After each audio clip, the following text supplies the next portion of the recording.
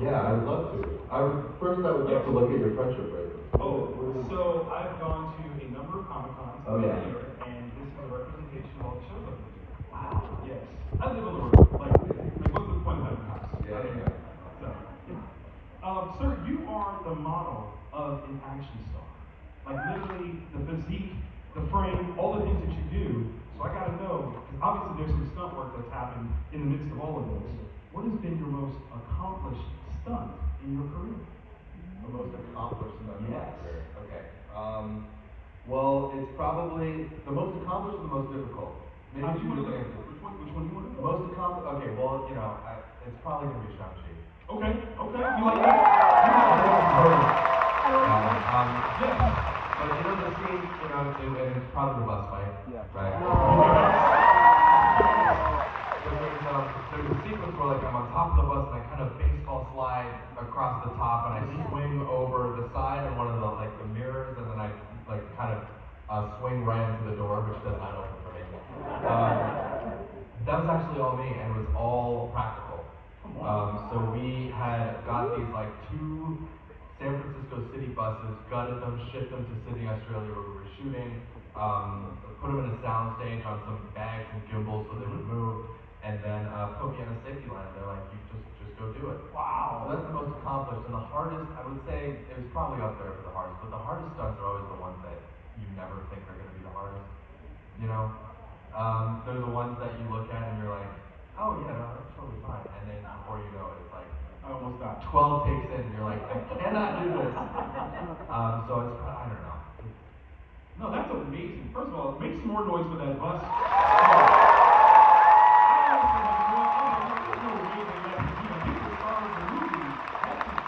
get pretty competitive. And I'm on set, and it's like you see some, you stunt doubles that are there, and they're amazing and so talented. And I had many on the movie, but they're all dressed like me. And I am kind of I'm looking at them and I'm like, I can do that. And of course I can't, right? I pure delusion, but I think there is a part of me that's always I want to try. Fair. Because I'd never be able to forgive myself. Exactly. That's that energy, right? You gotta attempt it before you say, okay, no, it's not for me. Yeah. That's always and that has happened, by the way. You'll try it once and be like, which one did you tap out on? Which one did I tap out of?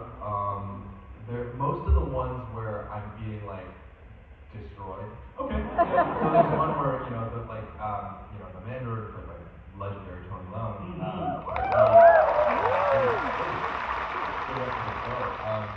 He sends me back with the rings, and I kind of fly back 50 feet, and I land on grass and kind of rolling. I mean, that was a stunt, man.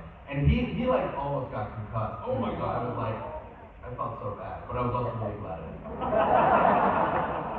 Thank you. Appreciate it. Thank you. Thank you so much. So, author, actor, filmmaker. With creativity being your way of life, what's your favorite means of expression? Carrie. Wasn't it all of ours? I mean, it's just that feeling of singing with reckless abandon. And I love singing and I love kind of playing guitar and just jamming out at home with my friends. So yeah, it's just something that just totally separate from all the stunts and the movies and everything that I just love to do. All right, I gotta get a little personal here. What is your go-to karaoke song? Go-to karaoke song. I have a lot. If I'm duetting, we'll probably do A Whole New World.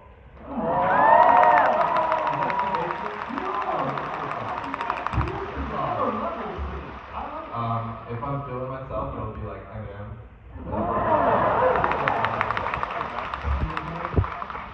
I like to do this whole verse and the forever, the forever point. There they go, back in stadiums, the shaky spits his flow. We can make that look like both of them. You got bars, baby! Bars! It's because there was a swear word coming up. There was. Listen, that was that Disney sniper action. Don't say that word. Don't say that word. Don't you do it. There's children here. Exactly. We're gonna make sure that we get you to a karaoke spot sometime this weekend. Like I will bend over backwards. I'll find a way. We'll get you there. I got you. I got you. Probably somewhere in Koreatown, right? Done and done. Bar karaoke. Done and done. Yeah. We'll shut it down. We'll lock it in. I know a spot. Kim's Convenience is a triumph, not just in comedy, but in culture.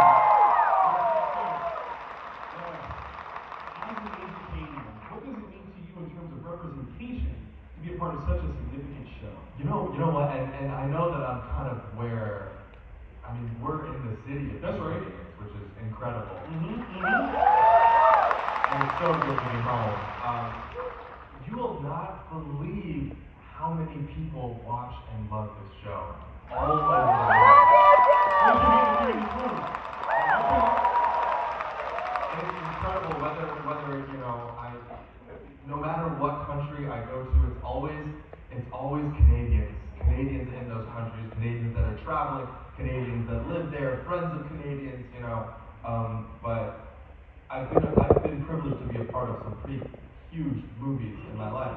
Kim's Convenience, I swear to God, is still the number one thing that I love. And it speaks to the power of Canadian storytelling, Absolutely. and it speaks to this little show that truly started out on the CBC as this tiny little show about an Asian Canadian family that somehow got picked up by Netflix and thrust out in front of a global audience and has become kind of just a really a beautiful way for families to connect and learn about each other, learn about different cultures, and for children and parents to watch together. So I mean, it forever will be the show that gave me everything. Come on now. And continues to touch families. So I mean, I'm so grateful to have been a part of it. And I don't know, I feel like the older I get, all of these shows that I grew up loving, they all have reunions or they've got sequels and remakes and they're bringing the old cast back. I'm watching the Sex and the City one, and just like that, don't laugh, guys. No. It's a great show. That was the show. That was the show. Listen. I always really thought I was Miranda. No. We're all a mix of all of them. No, I can see the Miranda energy. It's the sarcasm. But I can see it. It's sharp wit. I appreciate that. There we go. And I appreciate you. That's sarcasm. I feel seen. Shang Chi was created in an era of exploitation. What went into defining what was necessary to bring the character and story to life and outgrow the tropes that he was birthed in? Existential question. Yeah, that's right. You started to ask me what my favorite stuff was. Yeah. We're a few. Oh, I see. No, we're a few layers deep. So Shang Chi. Yeah, that's a karaoke song. How do you feel about the layers of Shang Chi? That's right. So Shang Chi, the comic book character, was created in the 60s and 70s.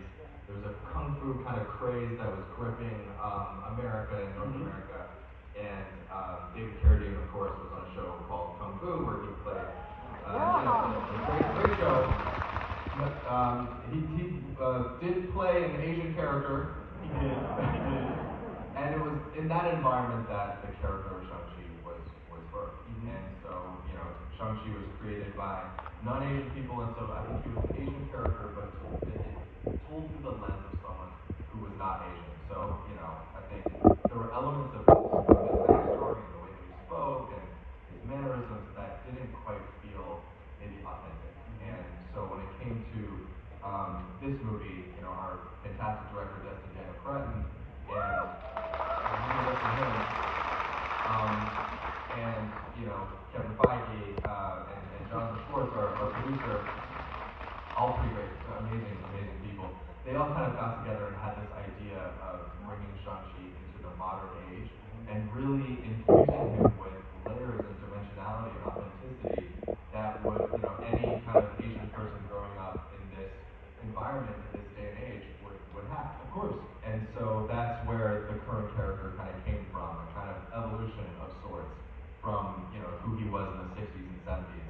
It's kind of what you would expect, spoken kind of broken English and Chinese proverbs, and was very much like a kung fu caricature in a way. And instead, and I don't know, uh, in a lot of ways, maybe made him less badass by making him a ballet worker in San Francisco. But at the same time, I think made him a lot more relatable to a lot of people because whether we grew up feeling like Sean or feeling like Katie with our families and the intergenerational trauma and crazy grandmother, there were elements of that we hoped would resonate across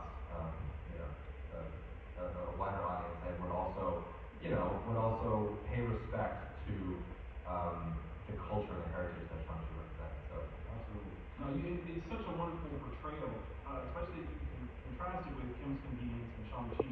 It's elevating what Asian actors and storytelling can be. And I think that's the thing that the world needs to not only see and hear, but embrace. And you've done a phenomenal job of setting that bar. So thank you. Thank you.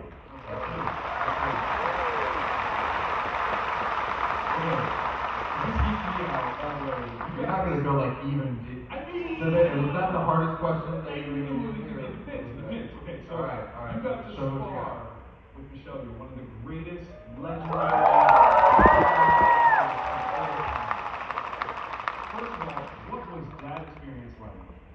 And then follow up, are there any other martial artists that you would love to share the screen with? Yeah, all of them. More than fair. Michelle is the embodiment of grace. Yes. Of course, her background is in dance. So when she shot Contra Tiger, Hidden Dragon with Ang Lee, she kind of there was a gracefulness in the way that she approached her fight scenes that even I think surprised Ang and surprised everybody on set. So that is all very much her. And when we shared our scenes together and I had the opportunity to fight her, dance fight. Yeah, it was more of a dance fight. First of all, I was really nervous. And second of all, I felt just like really, because she's so like petite and graceful, and I just felt like a big clumsy chunk of meat, just flopping around. Because she was like kind of, and it worked for the scene, right? Because the character, she's trying to kind of teach me to kind of find harmony with my body, and it's very Tai Chi oriented, so it's very flowy. So she's kind of guiding me through, and I'm kind of like, I'm like stumbling. Didn't have to do a lot to get into character. And she's great. Just the absolute best kind of person to hang out with. She plays all these, really intimidating characters on screen, and she is a very strong person, strong and assertive, and just like so sure of herself. But she's also just like such a goofball. And I wish that people knew, like, were able to see that side of her, because I'm sure, everyone in this position, we kind of sometimes tend to be guarded, of course. But like, if you pry open her layers, she's such a little goofball. Loves jokes, loves kids, and it's just like she's like constant chef. Aww. Yeah. Come on, everybody else. And I had the opportunity to fight some pretty amazing people like Tony Leung and recently John Cena. Pretty difficult fighting someone you can't see. I don't know. Is that an awareness? Is that just like I thought I looked just ridiculous. I was just like, wow, it's someone who just punched me and I was like, John, how do you block it? Where'd you go? Tough. I love it. Donnie Yen, Jackie Chan. Yes. Great. Chuck Norris. Great. That's the movie I need. Jason Statham. The Transport. That was my jam. When he kicked that door, man, they had me. Yeah. Okay. I can take him. I'm kidding. Don't tell me. So one of these backstage. Okay, we're gonna play a game soon, but I have one last question. Before you joined the MCU, did you have a favorite character or movie from the MCU that you just love to watch? Yeah, I I think the one that comes to mind is probably Thor Ragnarok. I thought Taika did such an amazing job of kind of taking that character and, you know, Thor: The Dark World was not my favorite Marvel movie, but to take that character from, you know, from that sequel and then kind of reinvent him and infuse him with this kind of self-aware, self-deprecating humor, surround him with like such fun characters. It was just such a fun. I thought it was kind of Marvel at its peak. Yes. You know, Redefining what the character could be after Ray. and like A+ soundtrack. Oh my God! Right? Yes. So kind of Guardians of the Galaxy 2, I would put in that, you know, echelon of like amazing storytelling, and then you just the best visuals and the best music. Love it. Okay, all right. It's time for a game. Y'all ready to play?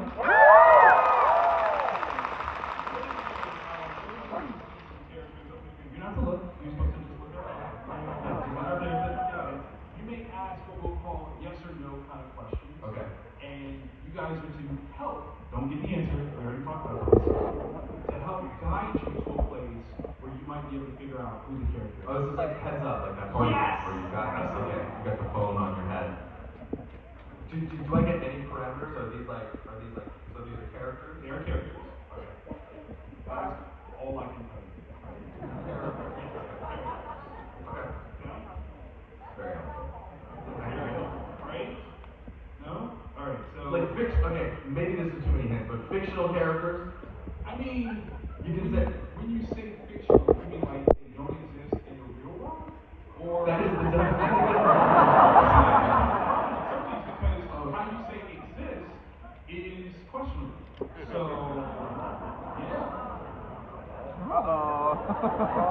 I'm just going to pretend that conversation didn't happen. Fictional characters. Okay. Alright, so we can put the first one up. Okay. So what question do you think you should ask? Based on that, have I played this character? Well, it's gotta be. Is it Shang Chi? No. Is it Ken? See, questions are you kidding me? Listen, I'm trying to use room. Hey. I'm just saying, I mean, you're right here. You're Ken. I mean, I'm not saying. Okay. Next character. Did you guys see the Oscars, by the way? Come on!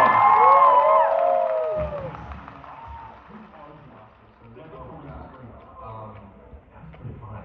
That's awesome. I got to share the stage with a fellow Canadian, you know, of course, Ryan Gosling. But that was probably, I mean, of all the incredible places that I've been privileged to go and see, I mean, that was the most insane thing I've ever done, is participate in a Barbie-themed dance number with Robert Downey Jr. and Chris Nolan and Cillian Murphy watching from the front. I don't think...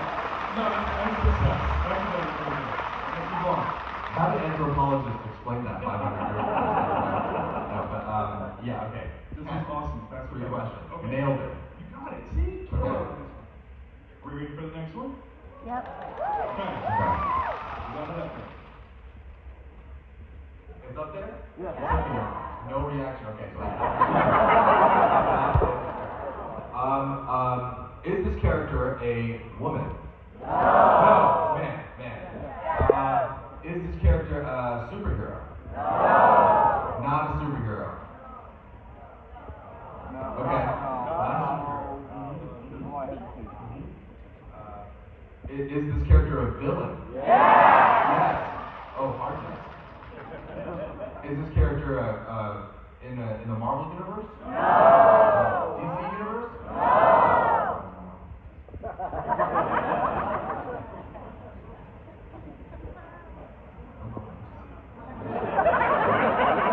Wrong world, but villain. Villain means it's so genre. Genre. Sci-fi. Sci-fi. Okay. Oh, that man's waving a lightsaber around. Star Wars. either Kylo Ren or it's Darth Vader.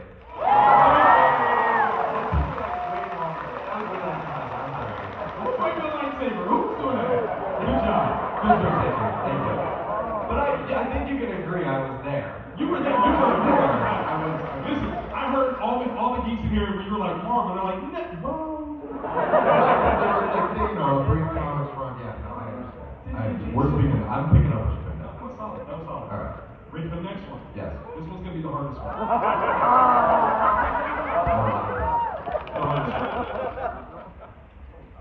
I'm just gonna go for one. Go for it.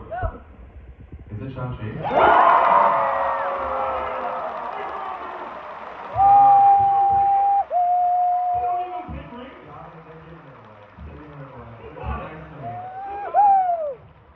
Alright, the last one. Okay.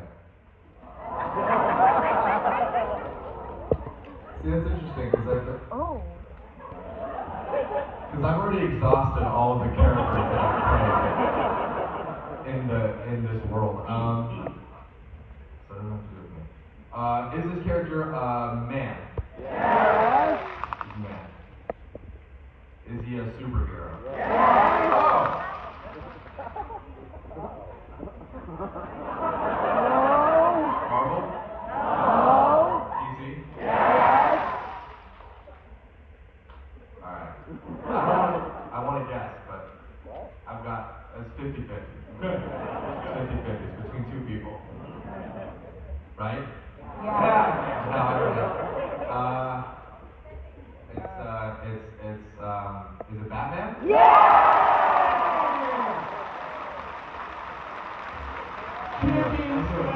I felt like you wouldn't pursue that. I felt like you wouldn't be Superman. I mean, you know, he's in production right now. He's busy. We didn't bring him up here. No. Can I tell you a story about Henry Cavill? Please. So I met Henry once in my life, and it was at the Super Bowl this year. We were in, because Superman's from Kansas, of course. And so we were in Allegiant Stadium.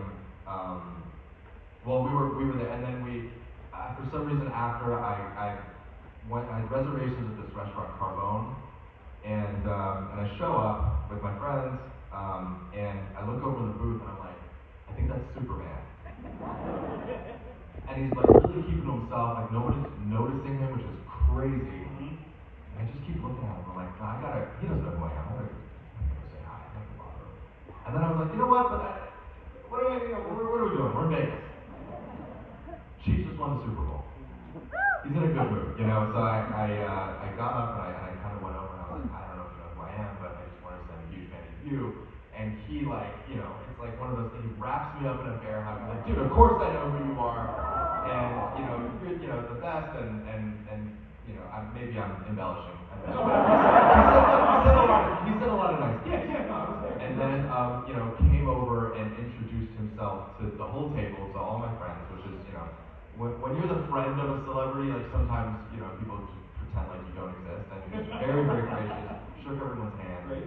and then kind of finished his drinks, left, and like about an hour and a half later, after we had finished our meal, I went to ask for the check, and the waiter was like, Mr. Cavill was taking care of you.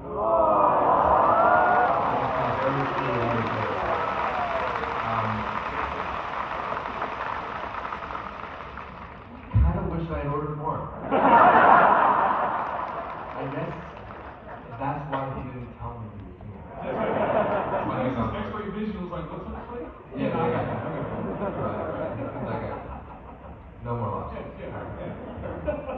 We have a couple of fan questions that were sitting online, and I want to throw these out at you. So this one is from Corey Chang 09 from Instagram. Corey wants to know, what was your favorite behind-the-scenes moment from Shang Chi? Favorite behind-the-scenes moment from Shang Chi. Well, Corey. So Tony Leung, for those who know me, I think everybody knows. The man of legend. Hong Kong cinema legend. Frequent kind of work with Wong Kar-wai if you're into Asian cinema and all. I mean, that's like the Mount Rushmore. The Shaq and Kobe, the Jordan Pippen of Hong Kong That's right. Right? That's a solid comparison. Thank you. Yeah, no, that analogy is on point.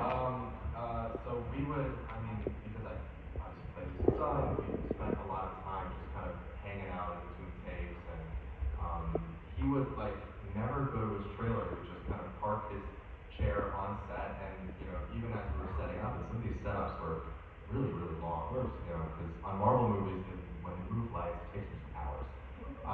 But Tony would just kind of sit there, and so me, being like me, I'm like, well, I'm not going to talk to him. So I think my favorite memories are just kind of sitting with him and learning about his life and his love. The man loves extreme sports. I swear to God, he loves snowboarding, and so he's a house in Hokkaido, Japan, in the bottom of a ski slope. And when he's not working, he will, and this, I swear to God, he snowboards every single day. Wow. That's awesome. That's living your best life. The man's got to be 60, All the right? time. And AJ, another number for him. there you go. Yeah. He's like, I'm just gonna snowboard. Well, we don't age. I mean, We don't age like normal people.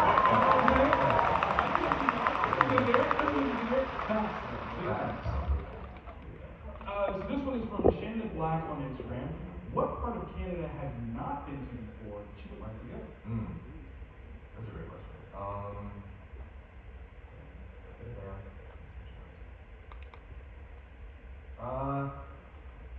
Maybe like really far up north. Okay. Like what's the north? Like I don't know, like north, like Northwest Territories. Okay. All right. Okay. Like pure wilderness. Yeah, wilderness, Okay, like okay. see the lights. Got you. And that'd be fun for like probably like 3 days. Yeah. We'll make it 2 and I'll go with you. I don't know if you have 2 days. Okay, so this one is from Sarah Michelle Leo. I apologize if I said that incorrectly. Is there a specific genre that you haven't had the chance to act in before that you'd like to try? Yeah. I'd love to do a rom-com. Yes.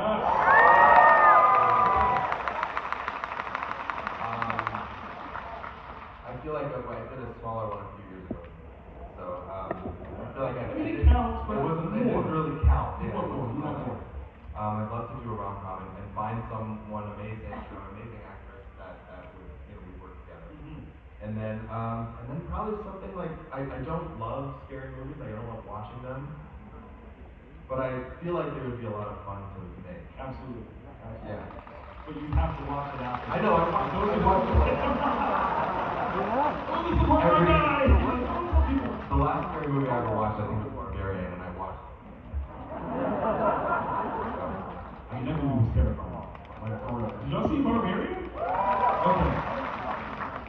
Great movie. Great movie. Or at least I thought it looked great.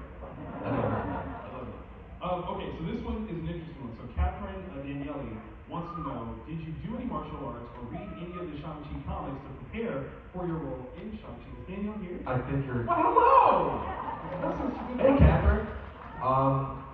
So Catherine, yeah, when I got the role, I obviously, one of my first questions was like, what comics should I read? Destin was, honestly, he was kind of like, don't read them. Right? It's better if you kind of start with a blank slate. But since the movie, I've actually kind of gotten into it, especially because it's kind of coincided with a new run of comics for Shang Chi. So I feel like he's doing a lot. He's getting busy in the comic world, which is nice. And there's some exciting stuff in it. So you never know. Maybe one of those things will potentially make it into I don't know. I feel like anything I say gets turned into a soundbite. So all I'm saying is you never know. You never know. A character or a storyline or something can always make its way into a sequel. That's not a spoiler, Disney. Do not send the shooters. He was saying hypothetically, it could. But no, I think you're absolutely right. A lot of the things that you're doing with the portrayal of Shang-Chi should translate into comics because it does upgrade that character for modern audiences. And there's a great opportunity for what you bring to the screen for us to see as readers. So I think that's hugely important and kind of Marvel's responsibility. So make it happen, guys. Come on. We would love That would be good. Okay. Last question. This one is from Ains Hottie. The question is, What is it from? Ains Hottie. This is on Twitter. Ains Hottie. Ains Hottie. Yes. Got it.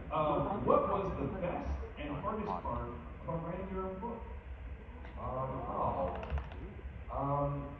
Yeah, so I wrote a book called We Were Dreamers. Come on now, make some noise for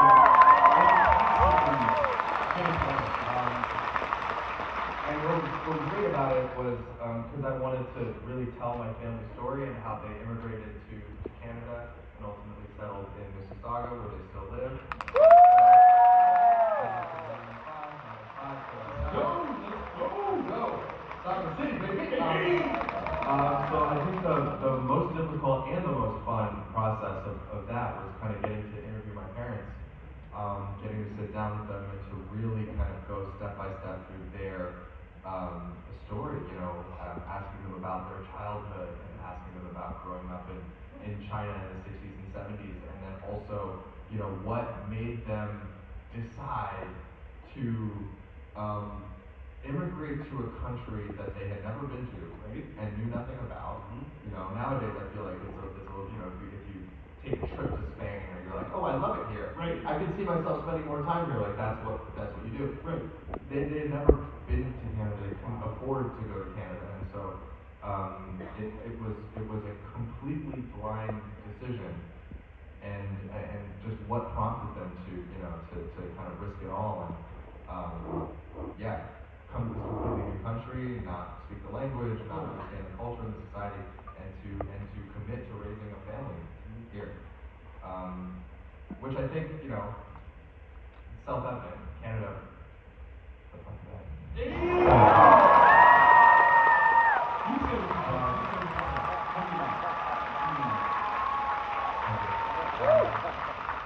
You said it was But it was just really cool because it felt like for the first time, my parents weren't just like mom and dad; they were like friends and equals that over a meal or something or many phone calls. Cause I was in Australia shooting, and they were obviously back home and the pandemic and all that. But I learned so much about them. So even if you're not writing a book, I encourage all of you guys, if you have the opportunity and if it's possible, to be able to do that.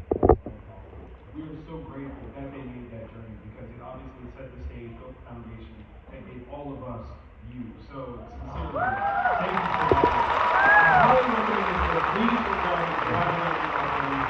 Fan Expo Canada, do me a favor one more time.